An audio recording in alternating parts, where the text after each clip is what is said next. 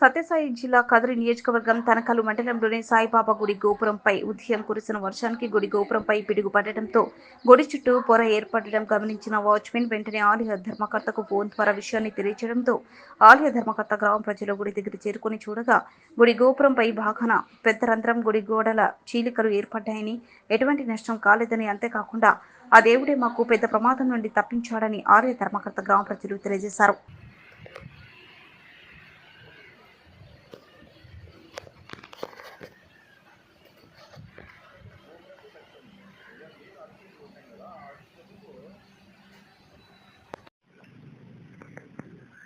నేను బయట పెట్టేసినాను.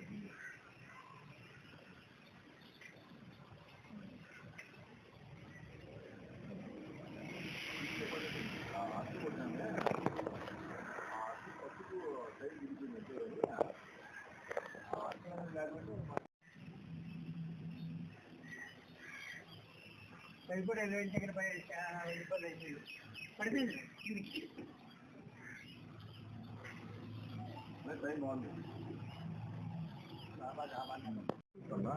నేను ఈ గుళ్ళో వాడిగానే ఉన్నాను.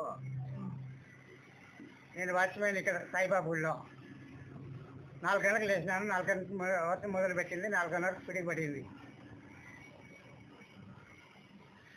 ఆ పిడికి పడిన తర్వాత అంత పొగ వచ్చి కమ్ముకునింది. అరగంట ఉండింది పొగ. గాలి లేదు, అప్పుడు గాలి ఉంటే వెళ్ళిపోయేది పొగ.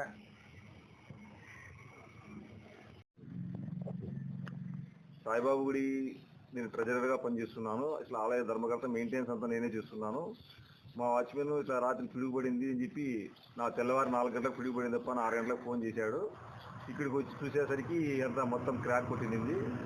ఏమంటే మాకు ఆలయ స్థపతి ఇంతకు ముందే ఇట్లా ఎఫెక్ట్ ఉండకూడదు అని కింది నుంచి భూమి నుంచి అర్థి ఇచ్చాడు.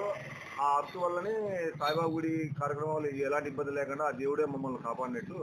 లేదంటే మొత్తం కోల్పడి చుట్టుపక్కల వాళ్ళు కూడా చాలా ఇబ్బంది పడేవాళ్ళు. దానివల్ల మాకు ఎలాంటి నష్టం లేదు. ఏదో కొద్దిగా అప్పాటి